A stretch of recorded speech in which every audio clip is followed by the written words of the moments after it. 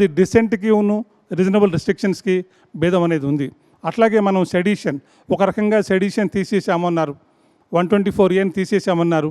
కానీ మళ్ళీ ఏం చేశారు, 152ని పెట్టారు భారతీయ న్యాయ సంహిత లోపల. 152 is nothing but replica of 124A. అంటే ఇదేంటి, ఒక జాతికి వ్యతిరేకంగా చేసినటువంటిది కాదు, ఒక ప్రభుత్వానికి వ్యతిరేకంగా చేస్తే, ఒక ప్రభుత్వానికి వ్యతిరేకంగా ఎవరైనా మాట్లాడినట్లయితే అది 124A కింద నేరం అవుతుంది. అదే ఇప్పుడు కొత్తగా 152 కింద నేరం అవుతుంది. అంటే భావ ప్రకటన స్వేచ్ఛకి ఎన్ని పరిమితులు, అంటే రాజ్యాంగం విధించినటువంటి పరిమితులు కాకుండా ఇంకా పరిమితులు మించినటువంటి పరిమితులను ఈ 152 అనేటువంటిది ఏర్పరిచింది.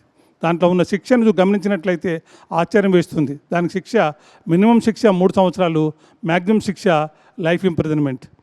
అంటే ఒక భావ ప్రకటన స్వేచ్ఛని మనం అధిగమిస్తే, ఒక ఇన్సైట్మెంట్ ఆఫ్ ది అఫెన్స్ అనేటువంటిది ఉన్నట్లయితే, నేరాన్ని ప్రోత్సహించినట్టుగా ఒక ఎవరైనా భావ ప్రకటన చేసినట్లయితే దానికి శిక్ష వేయడానికి, అంటే ఏంటి, ఎవరైతే ప్రత్యర్థులు ఉన్నారో, ఎవరైతే ప్రభుత్వానికి వ్యతిరేకంగా నిలదీస్తున్నారో, ప్రభుత్వం చేస్తున్నటువంటి తప్పులను ఎవరైతే నిలదీసే పరిస్థితులు ఉన్నాయో వాళ్ళందరినీ అనగదొక్కడానికి, వాళ్ళ నోరు మూయించడానికి, అంటే డిసెంట్ అనేది లేకుండా చేయడానికి ప్రత్యేకంగా ఉపయోగిస్తున్నటువంటి ఏకైక నిబంధన అది 152 అనేది ఉంది.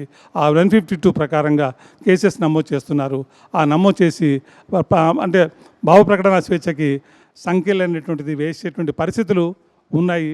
ప్రభుత్వం అంటే చాలా రాష్ట్రాలు, చాలా దేశంలోని అన్ని రాష్ట్రాలు కూడా ఆ సెక్షన్స్ని ఉపయోగించుకుంటున్నాయి, కేసెస్ని నమోదు చేస్తున్నాయి. కాబట్టి భావ ప్రకటన స్వేచ్ఛ పరిధులు దాటుతుంది కాదని లేదు. ఎప్పుడైతే సోషల్ మీడియా విజృంభించిందో, సోషల్ మీడియా వల్ల కొంత మంచి కొంత చెడు ప్రతి దాంట్లో కూడా ఉన్నాయి. అట్లాగే సోషల్ మీడియా వల్ల కూడా, మీడియా జర్నలిజం వల్ల కూడాను, మీడియా ట్రయల్ వల్ల కూడాను కొంత మంచి కొంత చెడు ఎట్లయితే జరుగుతున్నాయో, కొన్ని నేరాలు ఏవైతే పోలీసులు పట్టించుకోలేనటువంటి నేరాలు ఉన్నాయో ఆ నేరాలన్నింటినీ కూడాను పత్రికలు, మీడియాలు, సోషల్ మీడియా పట్టించుకోవడం వల్ల అది ప్రజల దృష్టికి వస్తున్నాయి. ప్రజల దృష్టికి రావడమే కాకుండా కేసెస్ జరుగుతున్నాయి. ఇది ఈ రకంగా భావ ప్రకటన స్వేచ్ఛ జరుగుతుంది.